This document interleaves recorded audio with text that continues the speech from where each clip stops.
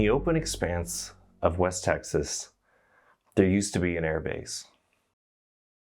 During the Second World War, Pyote, Texas became home to a massive bomber training facility called Pyote Army Airfield.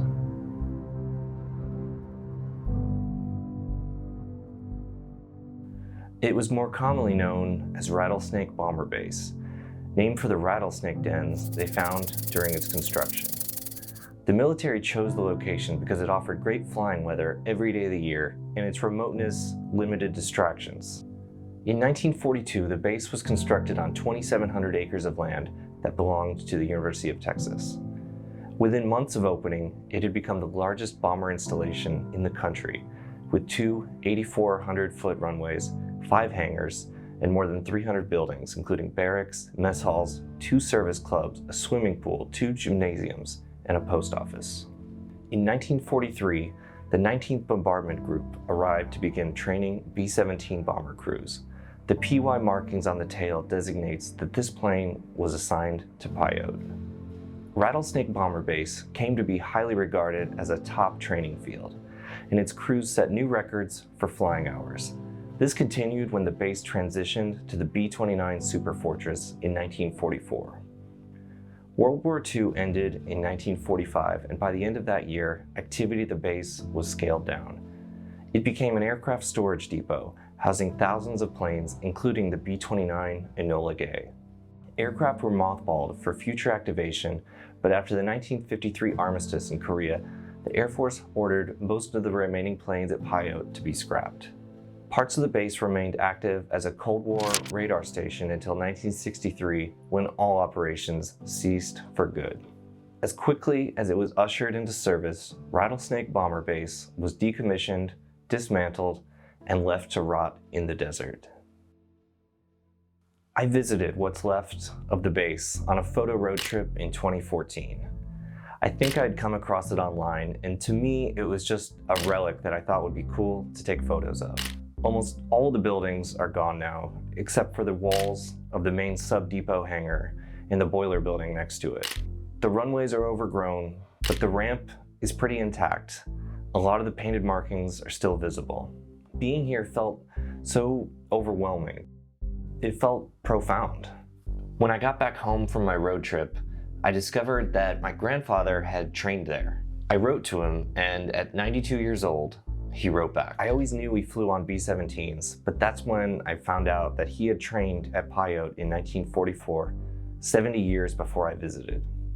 My grandfather, Daniel J. Howard Jr., served with the 8th Air Force in the U.S. Army Air Corps as technical sergeant and top turret gunner. Here are his words, as read by his daughter, my mom. Dear Kevin, I am not much of a letter writer as my hand shakes. I want to thank you for the pictures you took at Rattlesnake Air Base at Pyote, Texas. Too bad you had to walk so far and there's really not much left. It was quite a place when I was there. We were 50 crews, 10 men to a crew, training for overseas bombing missions. We had air-to-air targets, a small plane towing a white sleeve target to shoot at. Each man, except one, had different colored bullets that left their color on the white cloth. One set of holes were from the ones with no color. Also, we had air-to-ground targets. We would fly very low to shoot, and my pilot and co-pilot wanted to shoot at them. So I would be flying the plane, and the last target was like a floor for a house. The pilot would be in the top turret, my position normally, and I would have to tilt the plane so that he could shoot the twin 50 caliber guns at that target. Imagine flying a plane that size with a 105-foot wingspan, about 50 feet off the ground at close to 200 miles an hour without flight instruction. It was fun, but a little dangerous. We also had a lot of practice bombing missions and navigation practice missions. The navigator and pilot had side windows blacked out, and the navigator would have to find our way by the stars. We took long flights for practice and even flew down into the Grand Canyon once. After quite a bit of training, we went to Grand Island, Nebraska, then to Camp Shanks, New York, then on to Queen Elizabeth for the trip overseas. left New York Harbor April 1st, 1944. I will not bother you with the rest of the story, but wanted you to know what it was like at Rattlesnake Air Base, and I am sending you names of my crew.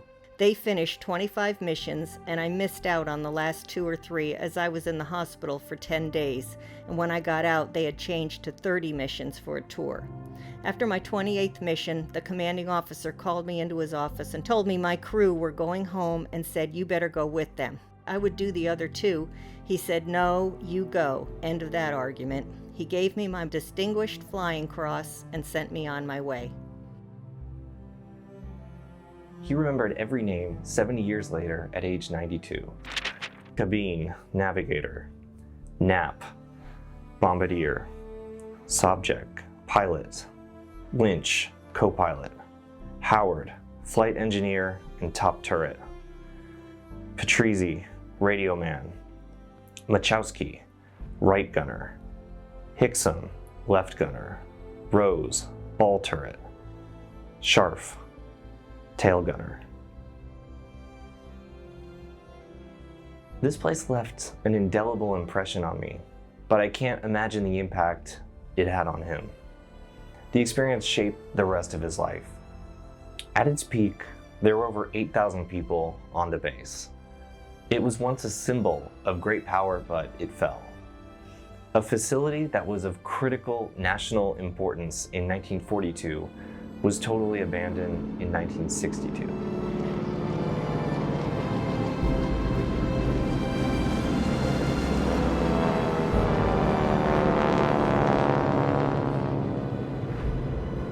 The original entrance has been refurbished and today stands as a memorial to the men and women who worked and trained here, many of whom gave their lives while learning to use the B-17 and the B-29 effectively. But as for the rest of the base, the desert will eventually reclaim it.